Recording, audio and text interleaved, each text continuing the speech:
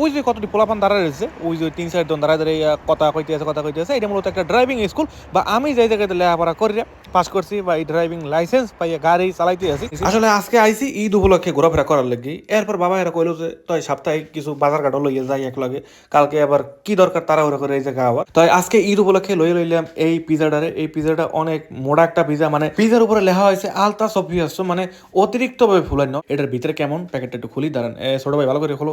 এই দেখেন এই বাইরে নাকি লিগে এই এবার দিলাম কাটা শুরু করে। পিজা কাটুন এক প্রকার কি জানি একটা আছে, গোল গোল ঘুরিয়ে ঘুরিয়ে কাটে, দরকার নেই বাবু ওই জিনিসের। এমনি বাসা বাড়িতে আনার পর করি একটু প্রোগ্রাম, একটু আনন্দ উৎসব করি, এত ওই ধান একটু লিখে পিজাটা বাইরে ভরিয়ে গেল না। আসসালামু আলাইকুম সবাইকে, ঈদ মোবারক, ঈদ মোবারক, ঈদ মোবারক। আজকে ঈদের দিন আলহামদুলিল্লাহ ভালো কাটছে। আজকে সকাল হইতে সন্ধ্যা পর্যন্ত মোটামুটি খাওয়া দাওয়ার উপরেই আসলাম। এরপরে বিকালবেলা দিলাম একটা ঘুমাইতে উঠে দিয়েছি ওই রেই না, চারিদিক দিয়ে অন্ধকার। পরে আমার এরকম অন্ধকার খেলে গেছে চারিদিকে, পরে সন্ধ্যা হয়ে গেছে। আমি ঘুমাইতে গেছিলাম মনে হয় 2টা না 2:30 দিক দিয়ে।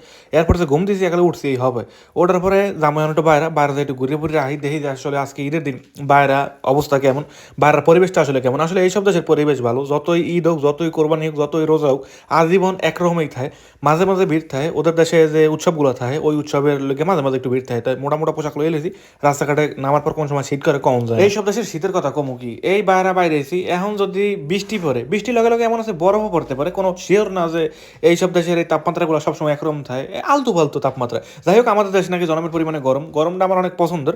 তবে দেশে যে পরিমাণে গরম পড়ে ওই গরমে আবার বাঁচিয়ে থাকা খুব মুশকিল হয়ে যায়। এই দেশে যে গরমটা পড়ে এটা একদম ঠিকঠাক আছে, গরমের মধ্যে মোটামুটি বাসার মতো। ওই দেখেন ওই মানুষজন আবার রাস্তার পাশ দিয়ে পারাপাড়ায় ভয় লাগে এরকম পারাপার হইলে হঠাৎ করে। যাই হোক, ইতালির এই সুন্দর দিনগুলো সামনে আইতে আছে, আর বেশি দিন নাই। অনেক শীত এই দেশে কাটাইছি, অনেক বরফের মধ্যে এই দেশে আসছি। এই বরফ ঠরফ কাটাইয়া এখন সামনে আইতেছে গরমের দিন। গরমের দিনের তামাগুলোকে কইতে গেলে বিশাল এক ঈদ আইতে আছে। আমি এখন যে রাস্তাটার মধ্যে ঢুকছি এইটা আমার খুব পছন্দের একটা রাস্তা, বা প্রত্যেক দিন মনে হয় এই রাস্তাটা একটা সময় আওয়া হয়তো, এখন প্রত্যেক দিন আহি।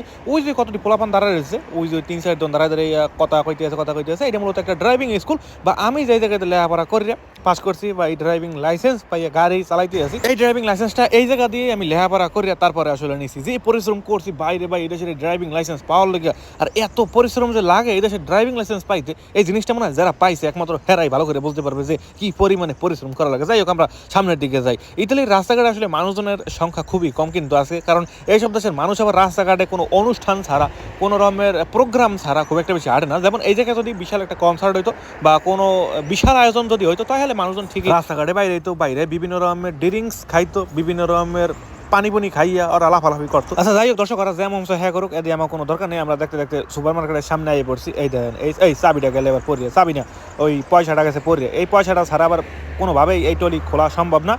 এইটার মধ্যে মূলত 1-2 একটা কয়েন দেওয়া লাগে। বাবা জানি কোন জায়গায় দিয়ে এরকম একটা স্টিলের কয়েন পাইছেন, হেডের দিয়ে সব জায়গায় যাইয়ে খোলে, কারণ এই রাস্তায় বেরোলে অনেক সময় কয়েন ঠয়েন থাকে না, বা কয়েন না থাকলে এই টলিতে তো খোলা সম্ভব না। এই কারণে স্টিলের একটা কয়েন রাখিয়ে দিয়েছে, যাতে এই জিনিসটা কোনো মার্কেটে গেলে না দিতে পারে, আর সবসময় যাতে মানি ব্যাগের মধ্যেই থাকে। হঠাৎ মার্কেটে ঢোকার আগে দেখি একটা হুন্ডাটার দেখে এককালে রীতিমতন ডরাই গেছি, কত বড় হুন্ডা ঠেলে বিশাল একটা স্পিড বোট উপরে উঠে গেছে। মার্কেটের মধ্যে এমন ভাবে এই জিনিসগুলো রাখিয়ে দেয়, মানে বিপদ হইতে খুব বেশি একটা সময় লাগে না। কে যে ওরা এরকম রাখিয়ে দেয় আমি হেই কইতে না কিছু, এমন ভাবে রাখিয়ে দেয় এই গ্লাসের ডিব্বাগুলো, এই বাড়াগুলো যে কোনো সময় পরে গেলে ভাঙ্গে চুরে ফলো ঠোলো একালে মাখিয়ে যেতে পারে। মাঝে মাঝে পরেও এই দেন চারিদিকে যা আছে সব হচ্ছে চকলেট।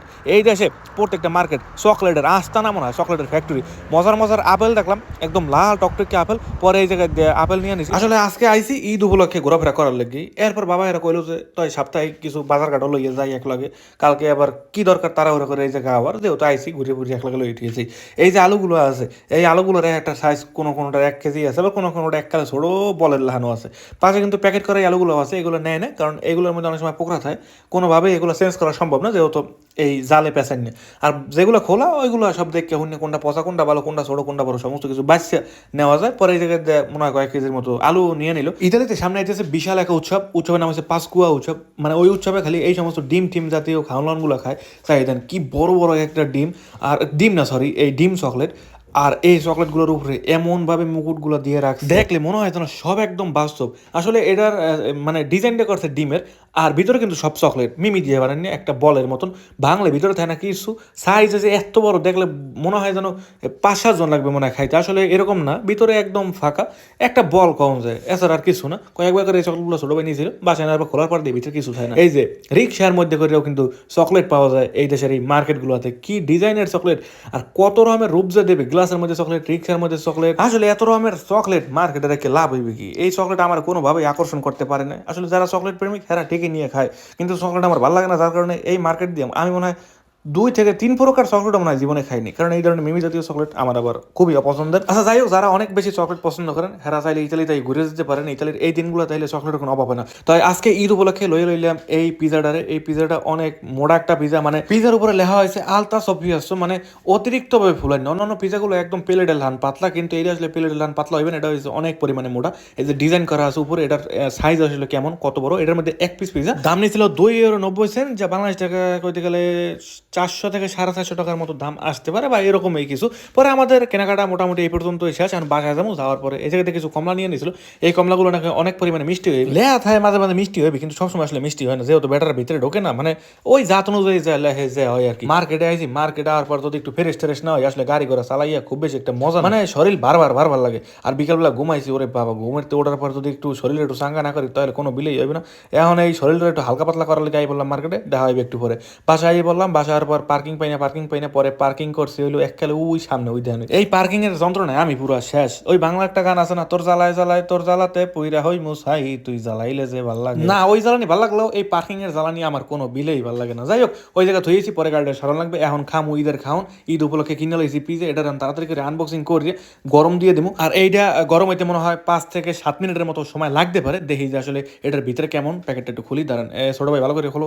এই দেখেন, এই বাইরে নাকি লিগে এই ভিতরে এক পিস পিজা, অনেকটার মধ্যে 2 পিস করে পিজা থাকে, কিন্তু যেগুলোর মধ্যে 2 পিস করে থাকে ওই সাইজ খুবই পাতলা। আর এইটার সাইজ অনেক মোটা, কইতে গেলে 2টার সাইজ মিললে এই আর একটা পিজা হইতে পারে। বাসা ওভেন আছে, ওভেনের মধ্যে দিলাম না, আমরা নর্মাল চুলার মধ্যে দিয়ে দিব, কারণ এই গ্যাসের চুলার মধ্যে দিলে জাল বাড়াই দেওয়া যায়, জাল কমাই দেওয়া যায়, নিচে হয়েছে না পড়ছে, কতটুকু লাগবে না লাগবে সমস্ত কিছু আসলে গ্যাসের চুলা দেওয়া যায়, ওভেন এই জিনিসটা নাই, যার কারণে ওভেনটা আমার কাছে বিরক্তি লাগে, ওভেন আমরা দিলাম না। এই যে এবার আস্তে করে প্যাকেটটা খুলে দিন।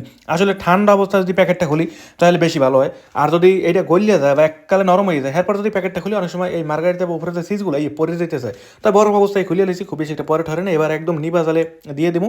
নিবা জালে, এই যে একদম নিবা জালে বর্তমানে আছে, 5 থেকে 7 মিনিট সময় লাগবে, এর মধ্যে আশা করবো যে এই জিনিসটা হয়ে যাবে, তারপরে আসলে খাওয়া শুরু করতে পারবো। দর্শক দেখতে দেখতে কিন্তু আমাদের পিজা এককালে হয়ে গেছে, ওরে বাবা, উপরে এককালে মাহা হয়ে গেছে, গলি এককালে পিজা গেছে ডাইকে। এই পিজাটার এবার আস্তে আস্তে করে ভাগ করে কাটতে হবে, আমরা যতজন মানুষ আছি। আসলে সবাই যেহেতু এক সাইজের খাইবে না, কেউ ছোটো কেউ বড়, এই লিগে এক একজনের লেগে এক এক রকম সাইজের কাটবো, এই ধ্যানে।